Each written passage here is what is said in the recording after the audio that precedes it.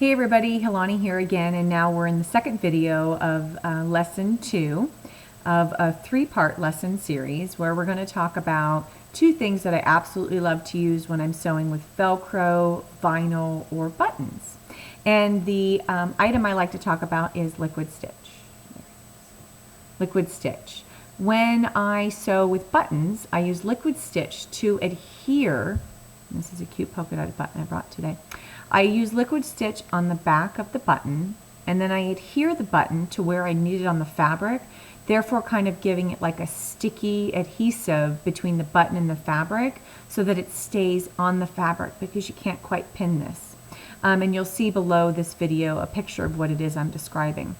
In addition to, I've found in the past before I discovered liquid stitch that I used to pin Velcro to the fabric where I needed to sew it, and pinning it caused it to be raised up above the fabric and causing extra stitch marks or missed stitch marks when you're sewing. So liquid stitch, I use it to actually give that stickiness between the Velcro and the fabric so I don't have to pin it.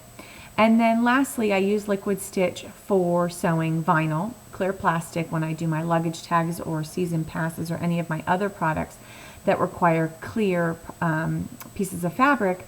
I use just a dab of glue along the edge of the fabric, the liquid stitch, and I adhere the clear vinyl on top of it, and therefore it's almost like pinning it but without the pins, because then you'll punch holes in your clear vinyl and that's not so good. And then the second product I love to talk about, I've kind of become a fray check Nazi. I like to use it just about anywhere I think I can that's going to help kind of secure that fabric just a little bit better. The 2 areas that I personally love to use it on the edge of ribbons, which essentially really is what it's used for, to stop fraying, hence fray check. So we have any ribbon that I use, I like to fray check the edge, as well as, this is where the Nazi part comes in. When I'm done sewing a project and I've gone all the way around and I've backstitched in the same place I started, I like to put fray check on top of it because fray check makes things hard. It's almost kind of like a sealer, essentially. So when you use fray check on ribbon and you touch the ribbon after it's dried, it's rough and it's tough and it won't fray. So I have come to find that when you use this on the back and forth section of your start and finish stitching, it kind of makes that thread hard, and therefore it doesn't allow over time for it to come undone.